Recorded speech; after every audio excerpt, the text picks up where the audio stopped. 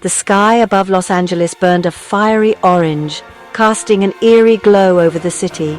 It was a sight both beautiful and terrifying, a stark reminder of nature's power. Thick smoke choked the air, blotting out the sun and turning day into night. The once clear skies were now a murky haze, making it hard to breathe and see. It was January 2025, and wildfires raged across the region. Unseasonal fires had become the new norm, a grim testament to the changing climate. The worst, the Palisades fire, had already consumed 23,000 acres. Entire neighborhoods were reduced to ashes, and the landscape was unrecognizable. It was a monster, fueled by dry brush and relentless Santa Ana winds. These winds, notorious for their intensity, turned small sparks into raging infernos. Thousands of firefighters battled the inferno, risking their lives to protect the city. Their bravery and determination were the only things standing between the fire and total devastation. They faced a desperate struggle to save homes, lives, and a city under siege. Every moment was a race against time, with the fire showing no signs of slowing down. The fires had been burning for days, relentless and unforgiving. Each day brought new challenges and new dangers, testing the limits of human endurance. They started small, almost insignificant, but in the blink of an eye, they grew into monstrous blazes, consuming everything in their path. The hot, dry conditions turned them into raging infernos. The parched landscape was a tinderbox ready to ignite at the slightest spark. The Santa Ana winds whipped the flames into a frenzy, spreading the fire faster than anyone could control. It was a force of nature that seemed unstoppable. Embers flew through the air, igniting anything in their path. The situation was dire, with new fires starting faster than they could be put out. The air crackled with tension, a palpable sense of fear and urgency. Every second counted, and the stakes couldn't be higher. The constant roar of the fire was a terrifying soundtrack to the city's fear. It was a sound that would haunt the memories of those who lived through it. The smell of smoke filled every breath, a constant reminder of the danger lurking just beyond the flames. It was a scent that clung to clothes, hair, and skin. Los Angeles, the city of angels, was facing its darkest hour. The fires were a stark reminder of the fragility of life and the power of nature. Firefighters, exhausted but resolute, stood as the first line of defense. Their faces, marked by soot and determination, told stories of relentless battles against nature's fury. They worked tirelessly, pushing their limits to contain the blaze. Each drop of water was a testament to their unwavering spirit and dedication. They faced walls of flame, some reaching over 100 feet high. The inferno roared, but their resolve was even stronger. The heat was intense, melting helmets and forcing firefighters to rotate frequently. Despite the exhaustion, they knew the importance of their mission, but they didn't back down. Every step forward was a step towards saving lives and homes. These brave men and women risked their lives to protect their city. Their bravery was evident in every action, every decision made in the heat of the moment. They used every tool at their disposal. From hoses to axes, each piece of equipment was a lifeline in their battle. Bulldozers cleared fire breaks, hoping to starve the flames. The ground shook as machinery worked tirelessly to create barriers. Air tankers swooped low, dropping thousands of gallons of fire retardant. The sky turned red as the retardant blanketed the flames. Helicopters dipped into reservoirs, filling their buckets to douse the flames. Each drop was a beacon of hope amidst the chaos. The firefighters were a diverse group. Their unity was their strength, each one bringing unique skills and perspectives. Men and women, veterans and rookies, all united by their courage and commitment to protecting their community. Their bond was forged in the crucible of fire. They came from all over California and beyond to answer the call for help. Their presence was a testament to the spirit of solidarity and mutual aid.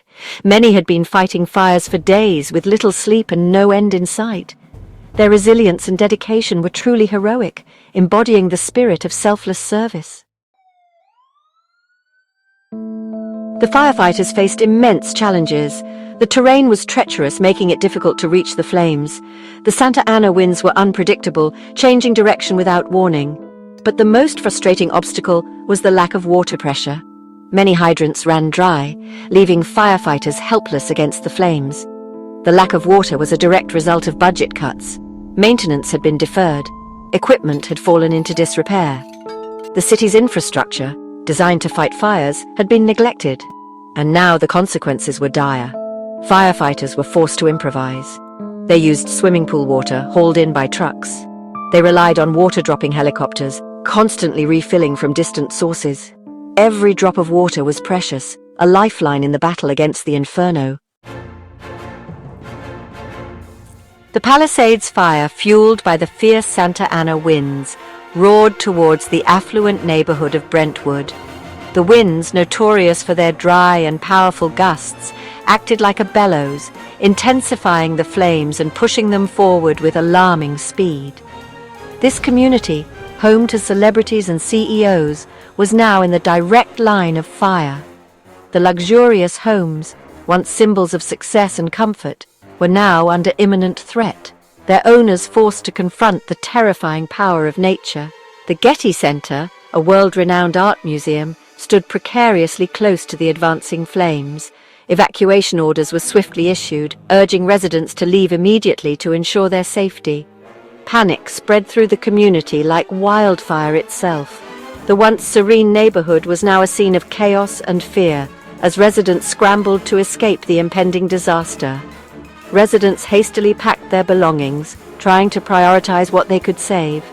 Precious memories and essential items were stuffed into cars as people made split-second decisions about what to leave behind. Cars streamed down the winding canyon roads, away from the approaching flames. The narrow roads, usually quiet and scenic, were now filled with vehicles in a desperate rush to escape. The air was thick with smoke and the acrid smell of burning wood. Breathing became difficult and visibility was severely reduced, adding to the sense of urgency and danger.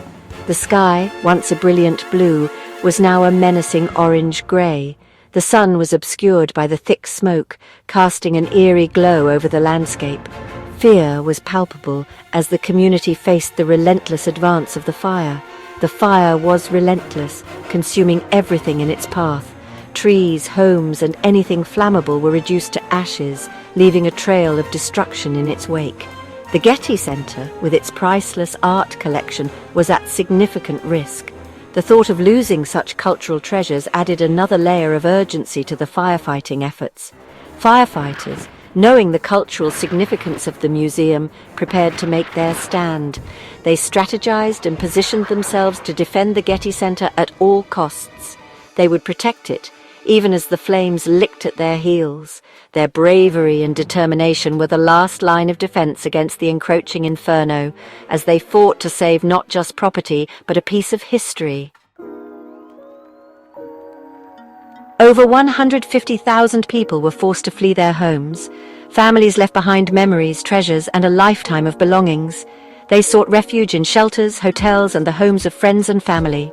The evacuation was chaotic, a mass exodus driven by fear and uncertainty. The human cost of the fire was immeasurable. Families were separated, pets were lost, homes, businesses, and dreams were reduced to ashes. The emotional toll was heavy, a burden carried by thousands who had lost everything.